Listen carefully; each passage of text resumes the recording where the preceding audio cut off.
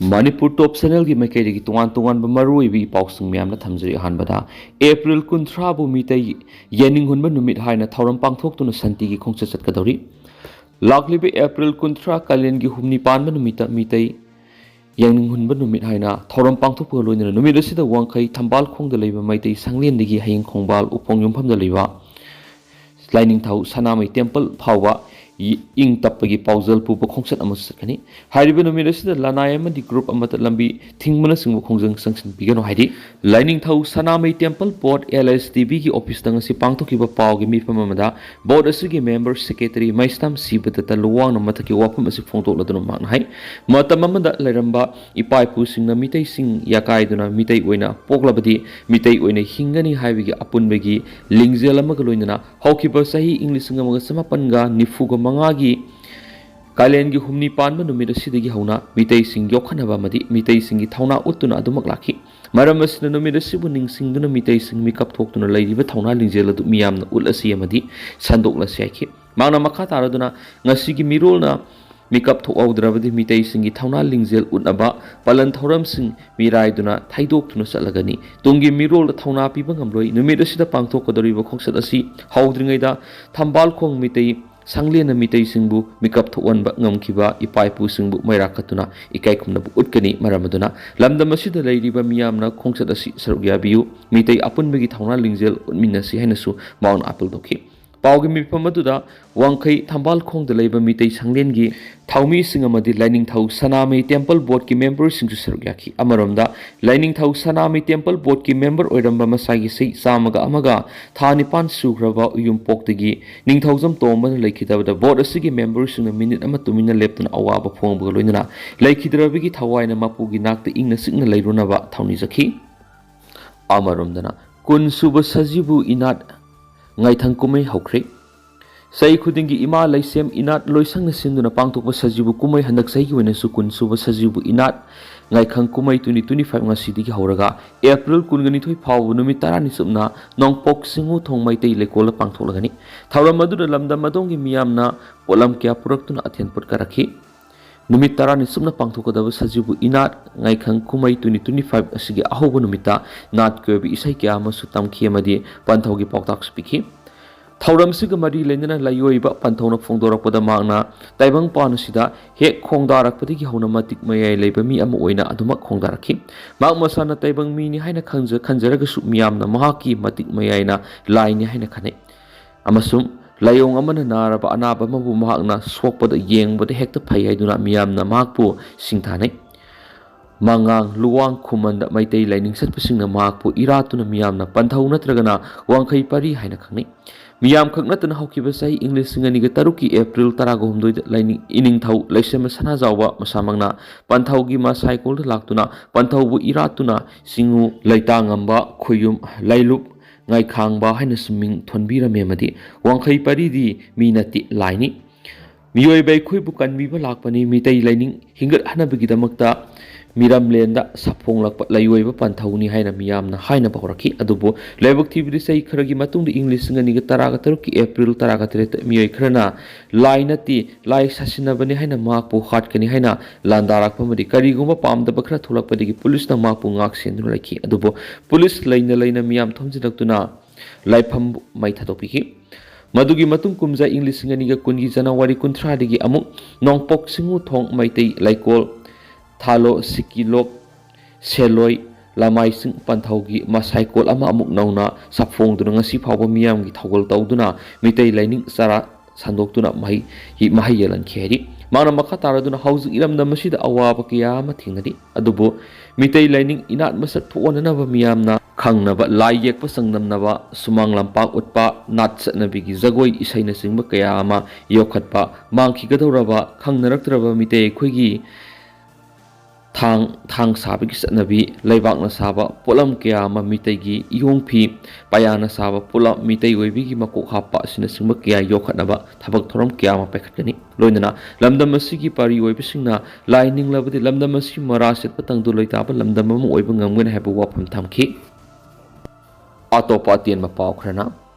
FNJAC की वाफमबु yang kuki na yaningdaba phongdorakli Foothill Naga Joint Action Committee FNJAC na phongdokibu wafam sing yumpham yaudaba aran wafam sing ni haina yang kuki kaubulup amana kanu yaningdaba phongdorakli yang kuki na thadorakpa chirlamada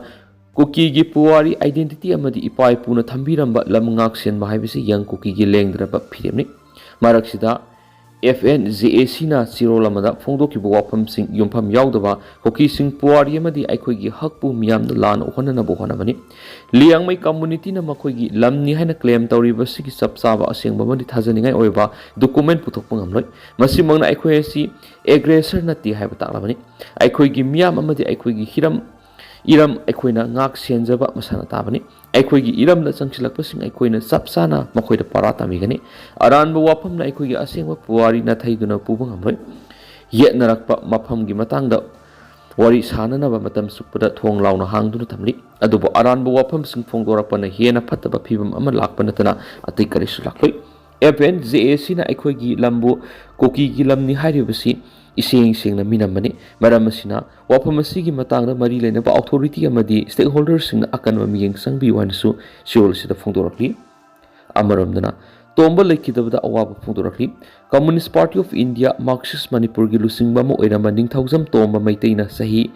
chamaga ani surakpa matamda Imphal East ki uyumpok maning leikaida masagi anaba mana lekidabada CPIM Manipur awaba phongdorakli leikidraba tomba irabot ki khongloi oirambada tana Sanami Temple Board ki members oirami magna leikidabada party ki angangba phiral tangkai singthaduna chayol ama sumna awaba phongdokani loinana thauramadu da tinkhiba miyamna minute ani tumina leptuna awaba phongdokhi hari amaramdana Padmasri and Kunjarani na lusingduna cycle rally sakri mamang sai English ni ka kungamari ki December 13 Ministry of Yes Government of India launch tawduna hawdokhraba matung December 19 gi Sports Authority of India SAI NERC Imphal na sinduna Manipur da su numaiju numit khudingi pangthoktuna lakpa cycle campaign gi sar amoina ngasisu CRPF group center Imphal gi commandant Padmasri and Kunjarani na lusingduna cycle rally sakri ngasi pangthokiba cycle rally duda Central Reserve Police Force CRPF ki nupi personal yankhai yauna sanaroi nupi sing cycle thauba pamjabasingna naha oiriba Nupimacha amadi Nupimacha sing saru yaki Prime Minister Narendra Modi gi paujal ama oiriba hakchang noihendaba hakchang na da yektana thamnaba mipum khudimana nomigi manungda pung khara da oirabusu cycle thaubi hainabi thamba haiba wakhalon du yumpham oiduna cycle rally du pangthokibani cycle rally du da second in commando Sanas Ali Assistant Commandant Riza Sanu Assistant Commandant Purnima Palsu Sarugyaki Nupimacha amadi Nupimacha kyana sarugyaduna pangthokiba cycle rally asina Fit India movement galoinana hakchang phana thamba amadi greener future haiba commitment adu hiana sisilhali haina su paus ta makhatana phongdorakli atoba paw mana jail de nupama lekidre GAC simkhri lahulub amagi mingda senkhai thumkai sathabada sienabani haibiki maralda police na phadun hauji judicial custody da leiba nupama lekidre misidu ko mari lenana GAC ama simkhri hari laikidraba nupadu gi maming khoisnam sana jawpa sai kungatre apopu gi ming gandi khawi kurai ningthaubung lekai dekin hairi thaudo aduga mari lenina ngasi puri puraba community hall da PFC club kurai ningthaubung lekai amadi kurai ningthaubung lekai gi mera pai bising gi oiba mi pangthok tun GAC against the judicial custodial death of khoisnam sana jawba singha ko ba ma semkhri hariba mifam aduna misisi ki matang asuma well phangtriba phawba khongjang sangsinba amadi asiba masa lawdaba haina amatu oina warep lawre hadi panba yabari March 19 ga matuda Manipur police na thadorakpa sirolamana Manipur police ki team amana Imphal East amasum Imphal West district ki tuan mafam singi law na thingraba lahulup KCP Noyon gi active member manga sengkai tungkhai ra sienaba ki modal da khulai ga konana sana jawba yauna mi manga phakibani atopa paw mana accident na miyoi amagi manga siri haiba thawdo si Rajasthan ki Jaipur district ngasi car amaga truck amaga thomjinabada imung amagi miyoi manga sikre na police na phongdokre haiba police officer amana phongdokpagi matungina thawdo adu ngasi yuk Jaipur district ki Manoharpur National Highway thokiban hari mangna haiki truck amana thomjinbadu da car adu tonglakpa miyoi manga ꯈꯨꯗꯛꯇ ꯁꯤꯈꯦꯅ ꯄꯥꯎ ꯃꯈꯥꯇꯅ ꯐꯣꯡꯗꯣꯔꯛꯂꯦ ꯑꯃꯔꯣꯝꯗꯅ